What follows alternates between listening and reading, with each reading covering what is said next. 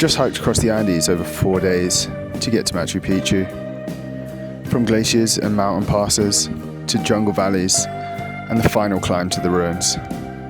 What you're about to see is that journey. And this is the diary I kept along the way.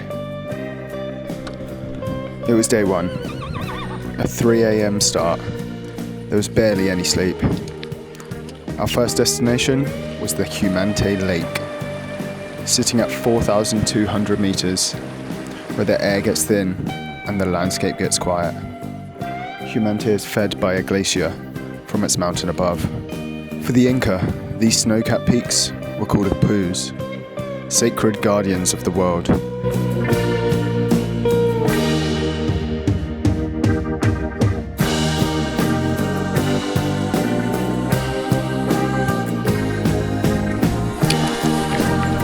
Wow.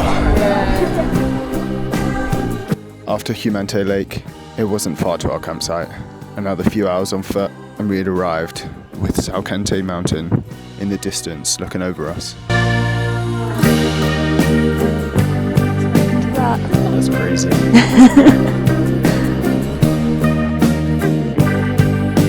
Day 2 was the hardest. We woke up to cocoa tea at 5 a.m, a tradition in the Andes. The leaves contain alkaloids that help with the altitude, and they've been used for thousands of years by the people who have lived in these parts over that time.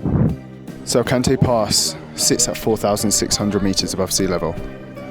At this height, oxygen levels drop to about 60% of what they are at sea level. You feel it. Legs heavy, breath short, our conversations disappearing. Salcante means savage mountain in Quechua, the language of the Inca. It's the tallest peak in the region, and for the Inca, it was one of the most powerful. Standing at its feet, you understand why. And then you go down, fast. In just a few hours, the alpine landscape turns to jungle. The air warms, the colors return, and wild horses appear on the slopes.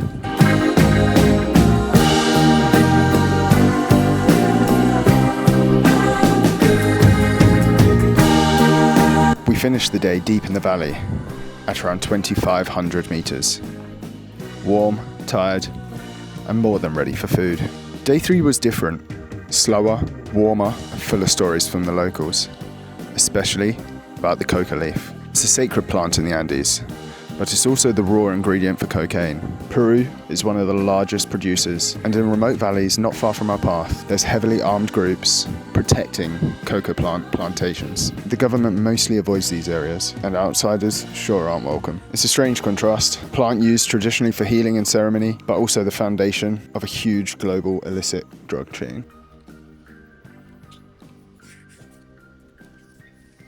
By lunchtime, we reached Hydroelectrica. This is where the railway begins. And from there, it's a flat 3-hour walk, following the tracks towards Machu Picchu. These train tracks overlay the same exact paths that the Incas traveled many, many years ago. We end the day in Aguas Calientes, the small town below the ruins, and after 3 days of dust, cold, jungle sweat, it felt good to finally shower. Day 4.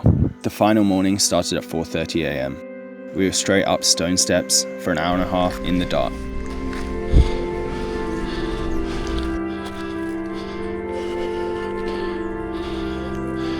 And then you see it, Machu Picchu. The site was built around the mid-1400s and abandoned about a century later. This was a royal estate for the Inca.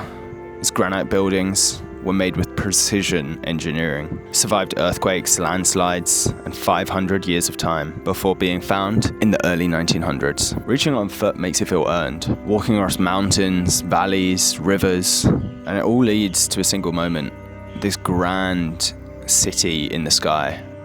I'm now sat in a very different part of Peru, deep in the Amazon rainforest. The stories will be different, but just as exciting.